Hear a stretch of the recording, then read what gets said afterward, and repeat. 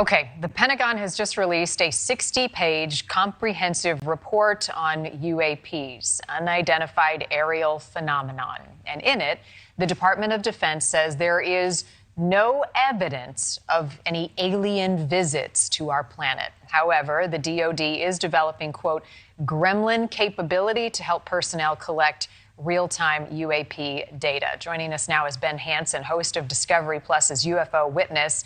You've been reading through these 60 pages so far. What's the top line? What is the takeaway?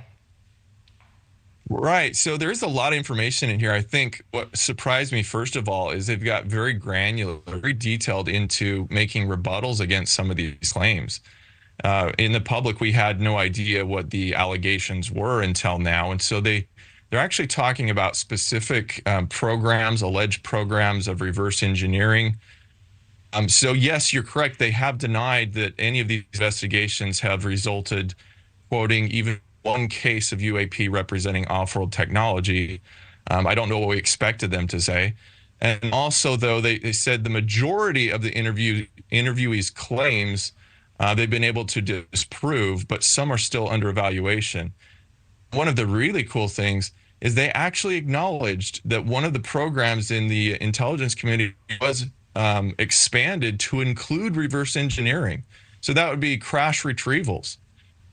They said it was de-established because later it was deemed unwarranted. So why would you create a program in the first place to look at reverse engineering if there wasn't any evidence concern of it? Right. So let's dive into that a little bit more, because the claim has been that there is a retrieval program that for an alien craft has been found, and we haven't seen evidence of it yet. Witnesses say that they have seen it by firsthand or secondhand knowledge. So what are they saying here, that it does or doesn't exist? Well, it looks, as we're going through this, they named the program. There's a program they said called Kona Blue that did exist. It was an expansion of an existing program, and then it was de-established. So if there's one, are there others?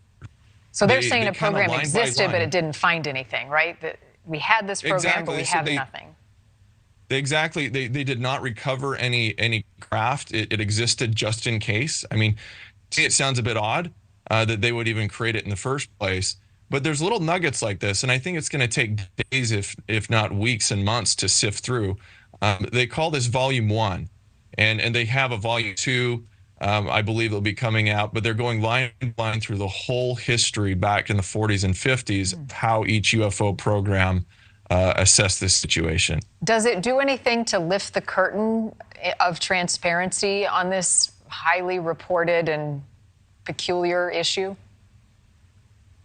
To be honest, I think it's just going to fuel the fire on both sides. The way that this took place with the briefing was a little bit disingenuous, I would say, in not inviting all of the media and press to the press conference. There's a lot of talk about that and why that was not transparent. And now that it's out, they would, I think, like to just kind of sweep it under the rug and say case closed. But yet, Dr. Gary Nolan, Dr. Gary Nolan, made a great point on Twitter, and he said, if you're claiming that the evidence shows there's no evidence, the evidence must be released now. So not releasing that data tells him that something else is being hidden. So in essence, everything that's in the report now has to come out. It's available and classified so that other scientists can review this and say, okay, yes, we come to the same conclusion. Right, disproving it. But if there is no evidence, how can you share it, right, if we have no evidence? Well, they obviously talk to somebody. They talk about all the people they talk to. So how did they come to that conclusion in the first place, right? If you got interviewees saying, hey, I actually touched the craft, or I saw testing of the craft. So that is at least their firsthand evidence. But you're right. If we don't have reports, we don't have the physical evidence. In fact, they do talk about testing some of the metal that was alleged to be, from another worldly craft. And that came back as nothing more than terrestrial. So they look like, I would give them credit that I did not expect this report to be so detailed. There are actual things we can grasp a hold of and say, okay, let's look at this, let's look at that. But at the end of the day, you have to remember that their boss is the same boss of the agencies they've been asked to investigate. Pentagon review of decades of government investigations into UFO sightings has found no evidence any of those sightings were extraterrestrial. ABC News Pentagon reporter Louis Martinez has more on that. Louis, I know this report just came out. What can you tell us so far? And why did the Pentagon release it now? So, Diane, this is a comprehensive report from the Pentagon office that's been looking into UFO incidents now for the last couple of years. They studied more than 80 years worth of historic documents and investigations into UFO incidents. They found no links, and most importantly, they found no evidence to suggest that the United States government or industry possesses any alien technologies. We've heard claims over the years that the United States government has been executing a cover-up of what it knows about UFOs, about extraterrestrials, that the United States is in possession of some alien spacecraft or potentially even alien remains. And this report that's come out now from this Pentagon office says they have not found anything that suggests that. Instead, what they say that they spoke with eyewitnesses who claim that they saw or heard about programs like this. They say that what actually happened is that, yeah, they had access to some of those programs, but they may have misheard or misinterpreted information and then just kept perpetuating it. So right now, I think what you're hearing is not going to be very satisfying news for ufologists or UFO fans around the world. But I think it shows how the Pentagon is really taking this seriously.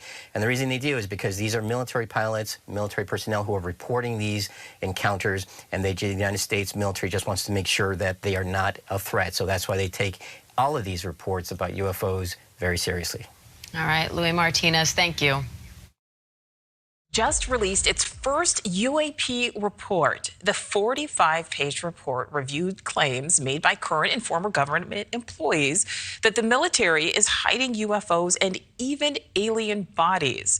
The report states there is no evidence the government is or has been conducting reverse engineering of extraterrestrial technology. Let's bring in correspondent Joe Khalil, who is following this developing story live on Capitol Hill there. Joe, what are the major takeaways from this new report?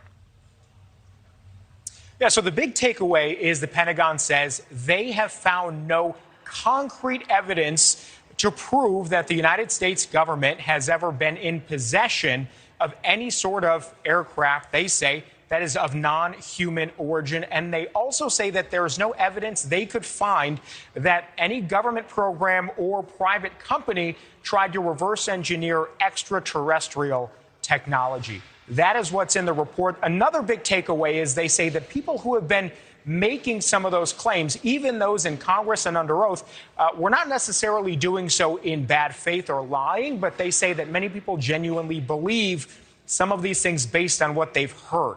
Now, I do want to quote from the report here in just a second, but first, a couple of big caveats here. One is that there is an acknowledgement in this report that there are things in our airspace the Department of Defense simply cannot explain. They say that there have been things that, for one reason or another, are anomalous, or in other words, they're not able to sort of define how they're functioning and how they work. They say, though, in this report, that is a small percentage of the documented cases that they have found. There's also an acknowledgement in this report that there has been a lot of money and effort spent on trying to investigate these things. And oftentimes those programs have been hidden from the public, have been classified, and they put serious resources behind these efforts. So here's part of the report that we read, and I'm going to quote from it directly. It says, AARO's found no evidence that U.S. companies have possessed off-world technologies. Executive scientists and chief technology officers of these companies named by interviewees met with the director of AARO and denied on the record that they've ever recovered, possessed, or engaged in reverse engineering of extraterrestrial technology. It goes on to say, AARO recognizes many people sincerely hold versions of these beliefs, which are based on their perception of past experiences and the experiences of others whom they trust, or media outlets that they believe to be sources of credible and verifiable information. Now, we're not hearing much on the record yet from the people who've made some of these claims, but I can tell you just generally from my sources that I've been speaking with, there is going to be some pushback to to the conclusions in this report, and I imagine those are going to be coming very soon. Another really interesting thing in this report, Nicole, I'm not sure we've heard this before, but AARO, the department within DOD that investigates UAPs, does acknowledge and admit that in 2021, there was a program created specifically to reverse engineer UAPs. They are acknowledging this. They say, though, that program expanded despite lack of evidence or mission needed to justify this program. They say Congress was notified about these programs, but that the programs never recovered or ever reverse engineered any technology, let alone off-world spacecraft. So I think that is a big acknowledgement that's in this report. We've got a lot more questions about it now, having read through some of it. It's 63 pages, so we're going to continue to dig in and pull out some interesting facts. Remember, this is volume 1.